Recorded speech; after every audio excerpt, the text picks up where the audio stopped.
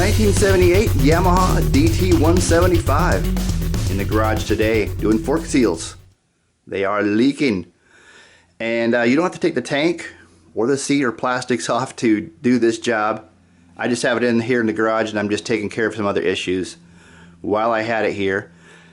First being the sprockets and chain. I replaced those. They were well past their service limit. I've had this bike for 8 years or so, maybe more, and I have not changed those since I've had it.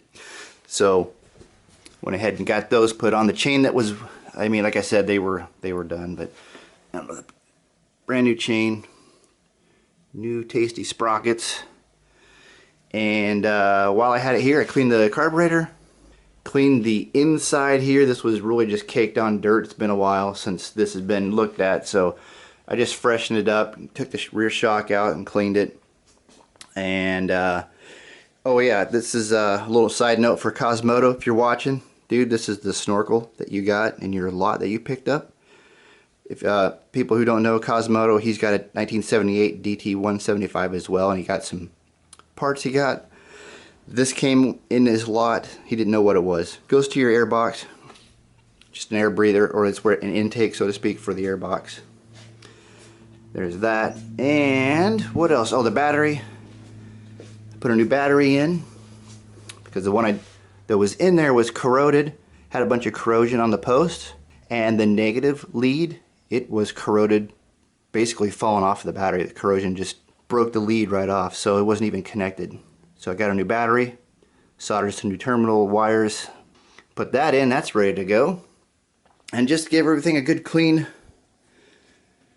inside here. It was pretty dirty. That shock, I took it out. It was disgusting.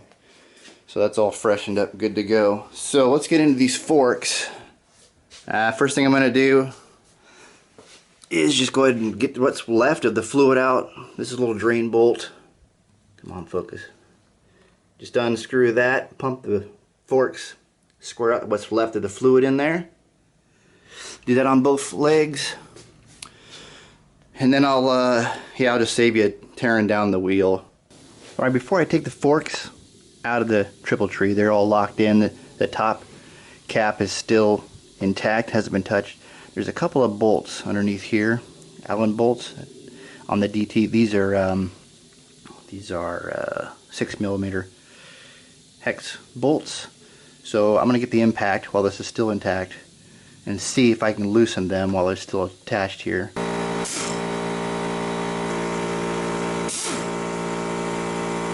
Alright, that worked.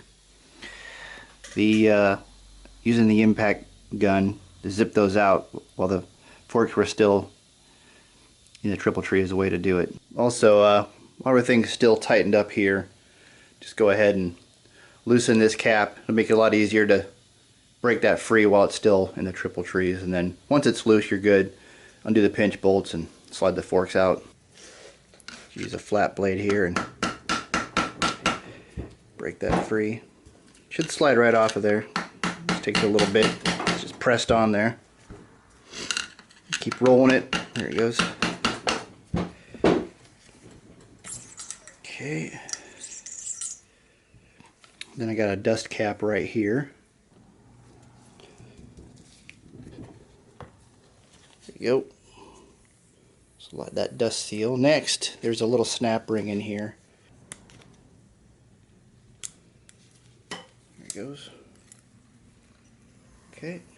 Keep the snap ring out of the way, and our screw is out of the bottom here. This will just now slide. The inner part will come right out,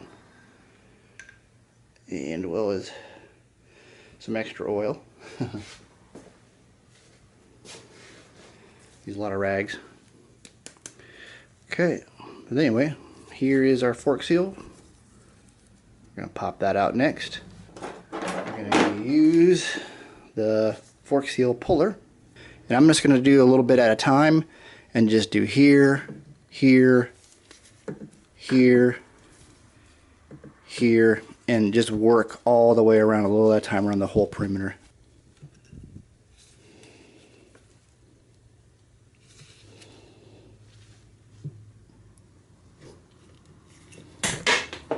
Okay, with the fork seal out, going to go ahead and take this stuff apart. Spring. This guy just pushes in through here. There we go. And that. And then I'm just going to take this outside and just clean the inside out with some brake clean, some parts cleaner. Spray everything down, clean the inside and out, and then I can start to put it back together. Okay, I've got a little bit of fork oil in this cap here, and I'm just gonna get the inside nice and oiled up, and I'm gonna put some around the outside of my seal, and I'm gonna start that in place here. See if I can walk it in just with my fingers. That's about it. Then since I don't have any way to use like a slide hammer to slide this in, I'm going to use a socket. My socket I'm using is 1 1/4, and it just fits perfectly. So I'm going to use that and then tap that in. There's a ledge that it'll catch on and stop it from going any further, which is just below a groove for the snap ring to snap back into place. Alright, what I'm going to do is just slide the end here into the lower tube and just kind of twist that into place. There it goes. Slide that till it bottoms out. And I'm going to use the spring to help push that inner rod to the bottom. There we go. So I can slide the there it goes. Now I can get my set screw in the bottom there and tighten that down. So I got my bottom screw or bolt, and got the crush washer on here. Got that, and I cleaned the threads of all the old thread lock, so this is good to go. I'm going to use a blue, a lower contact thread lock on here. I'm going to use this Allen wrench to start it. Start threading that in there. This one should tighten up. You don't have to worry about it spinning on the inside. There you go, it's starting to tighten now. Okay, and then I'm going to go ahead and get my socket driver here with the Allen key on the end of it. Crank it down. I don't have a service manual on this bike for what the spec is, so I'm going to go hand tight and then just a pinch past hand tight. That's pretty good. That ain't moving. Get the snap ring and slide that into position and lock it in.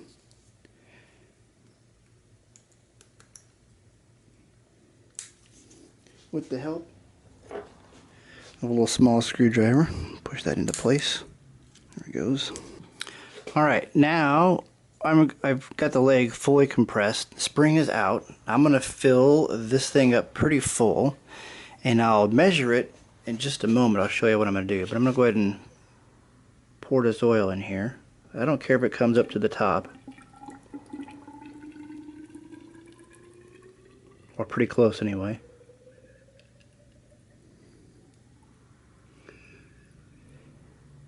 Okay, it's a few inches from the top. Now I'm just going to go ahead and work the legs up and down a little bit. See if I can't bleed it a little.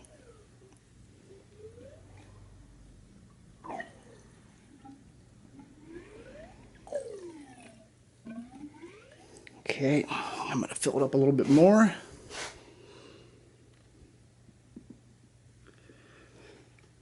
Give it one last working.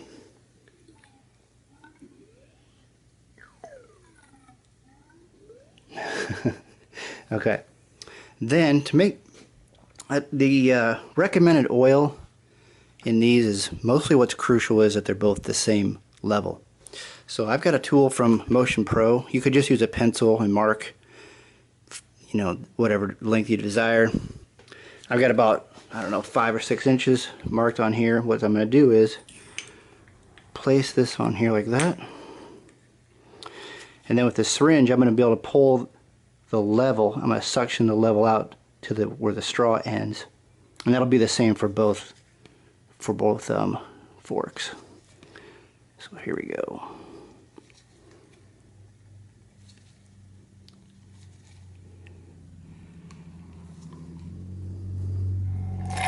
Here we go.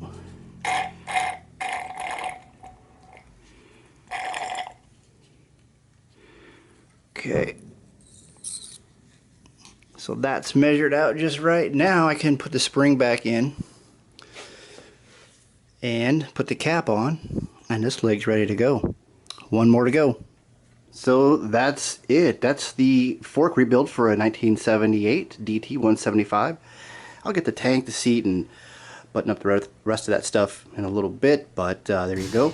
Hope that gave you some insight on fork rebuild. Thanks for watching. Thanks for stopping and checking out the videos. Appreciate it. See you all in the next one.